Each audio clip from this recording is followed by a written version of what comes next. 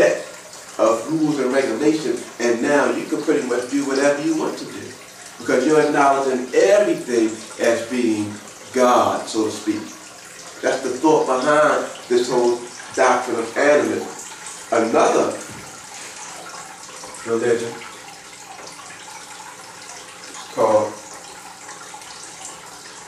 or way of thinking, pantheism. Now, pantheism is the view that the universe, which is nature, everything natural, and God, which is divinity, are identical, similar to animism. Pantheists thus do not believe in a personal, anthropomorphic, or creator God similar to animism. The word derives from the Greek pan, meaning all, and the Greek theos, meaning God. So and the thought is, all is God. As such, pantheism denotes the idea that God is best seen as a process of relating to the universe. In pantheism, God is identical with the universe. But in panentheism, let me write that up there for you.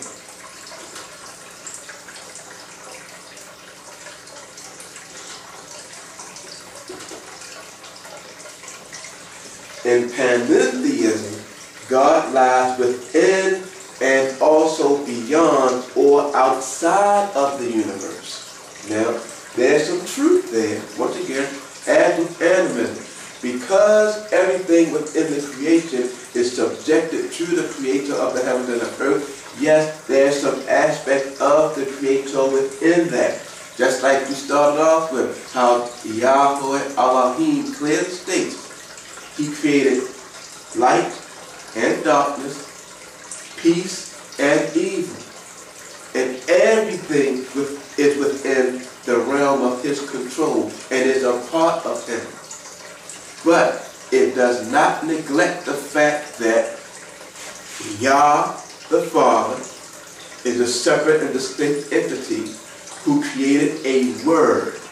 The word which He created is the workforce, the creative energy that He uses to deal with the manifestation of creation, as well as deal with the creation. And that word, which we've already discussed in a lesson prior, in one manifestation was referred to as Yahweh Elohim. But when Yahweh Elohim took on flesh within a body prepared for Him, the name that flesh took on was Yahusha. Okay? So now, we have another idea, which with all of these ideas, keep in mind, the thought is animism, that it gives people another option. Pantheism gives people another option. Panentheism gives people another option. In other words, all of these different options, what it does, it confuses and it sheds doubt on the word. Shamanism.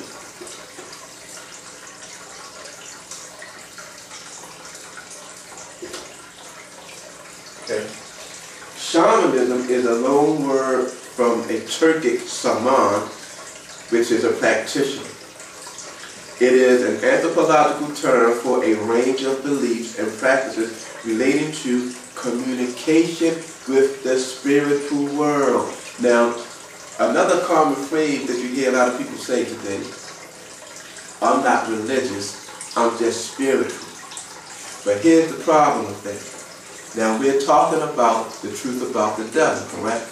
Now, we went through some passages and we've already seen that the angelic beings, the Malachim, they are also spiritual beings. Some of these spiritual beings that we refer to as angels fell from the heavens, or rather were cast out because of their folly, as we learned in Job. Now, they are and dominate what's called the darkness of creation. Now, because they are part of what's called the darkness of creation, when a person makes the statement, well, I'm not religious, I'm spiritual, now the question they have to ask, which side are you on? It doesn't negate that.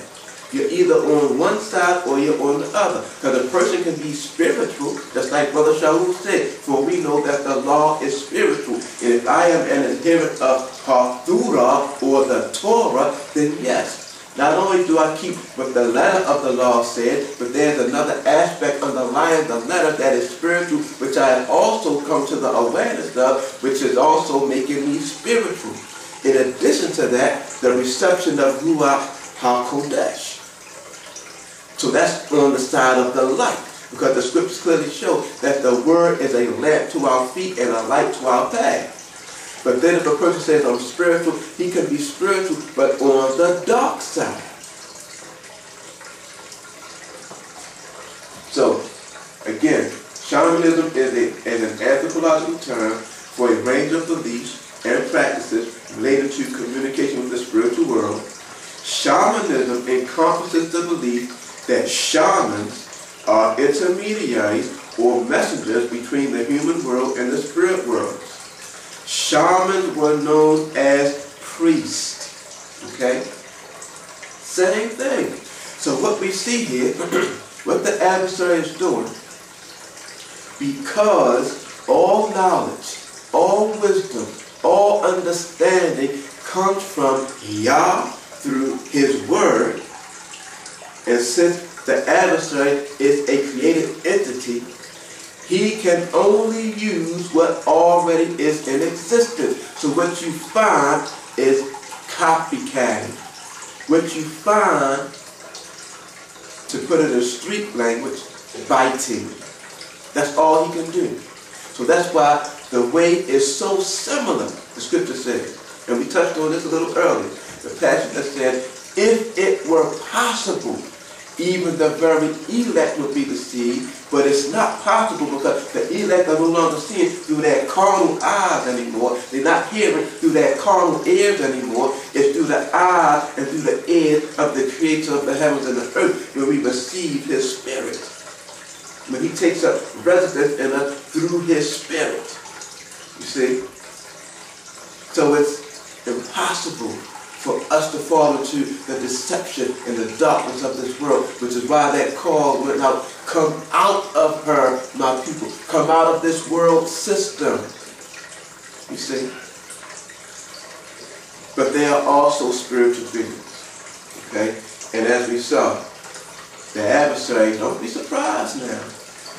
He can be transformed into an angel of light, so it's no big thing if his ministers or his priests are also transformed into ministers of righteousness. Okay? So now, those are some of the ideas as it pertains to religion and some of the things that the adversary has instituted. There's some truth in these, of course, but it is shrouded in falsehood. And the intent and purpose that these exist is to cast doubt on everything that Moshe and the prophets were given from the Most High. Now, in addition to that, especially as it pertains to the brothers and sisters here, you have the ancient Egyptian religion. Now, everybody, unfortunately, thinks everything starts with Egypt. No, it didn't. And I'm not going to get into the details of that at the moment, but I just want to mention one thing. The Bible teaches us this. And some people will have argument with that. That's fine. You are a free moral agent and free to choose to believe whatever you so desire. Okay? But the truth, as the scripture says, is his word. Now, in the word, it says, and the beginning of his kingdom was Babel. Now, Nimrod was the son of Cush. Cush was the brother of Mitzrayim. Mitzrayim, whose name in the Bible is Egypt. So Cush's son actually began the first kingdom. It's not unusual because they were family for them to share ideas, to share power for some time. Okay? They were family. So everything is being put upon Egypt, and then Egypt started everything, not realizing that the Bible said that the first kingdom was Babylon.